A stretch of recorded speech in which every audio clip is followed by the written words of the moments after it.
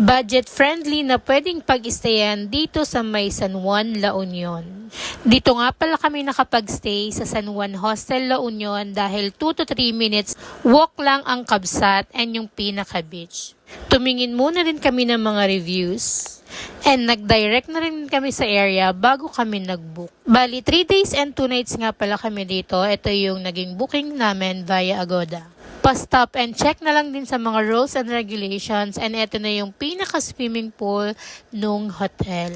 Buti na lang weekdays kaming nandito kaya hindi masyadong crowded ang hotel and yung pinaka-parking area nila.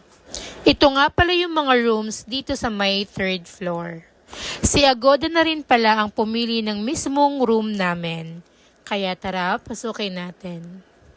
Good for 2 packs lang din talaga yung area na pinili namin and syempre kung saan kami makakamura din.